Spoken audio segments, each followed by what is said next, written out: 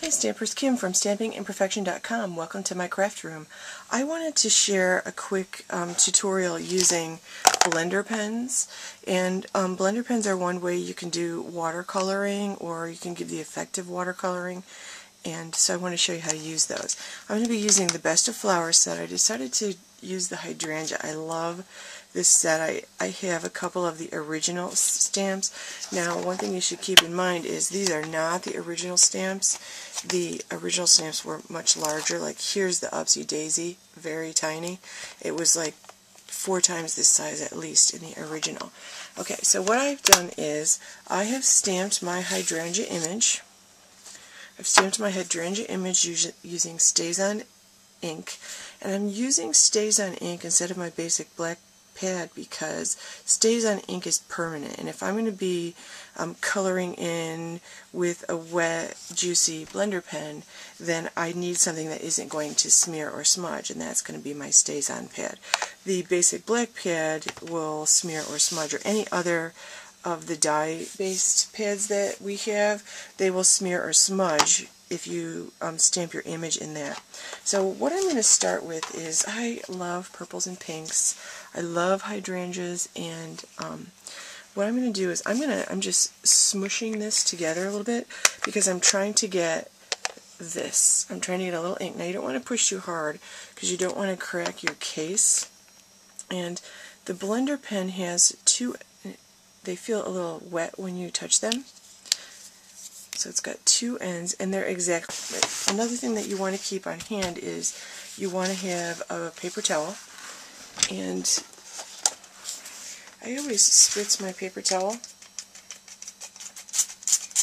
with a little bit of plain water because I like to have it a little bit wet. Okay, so what I'm going to do is, I have my paper towel sitting over here. I'm just going to take and rub this here, and I'm just going to start coloring in. You can highlight it by making some parts dark, some parts light.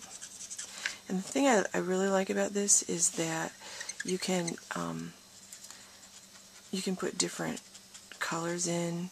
You can add other colors in, which is definitely something I'm going to do, because my hydrangeas are always blue and pink. They always have a little blue and a little pink.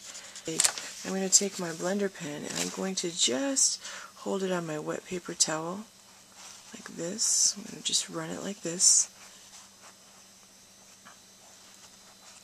until what I get off is pretty clear, so no more ink is coming off the blender pen.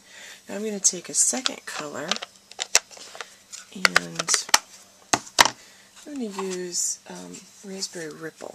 I'm going to do the same thing with the lid.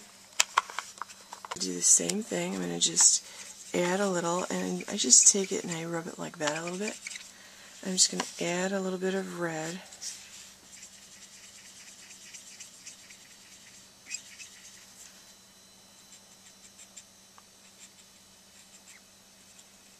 And again, when I'm done with that color, I just wipe it on my wet paper towel until no more red is coming off.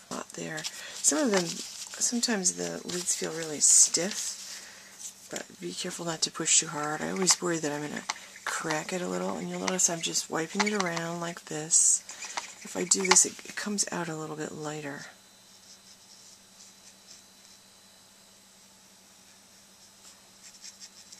So now I'm just going to finish up the leaves.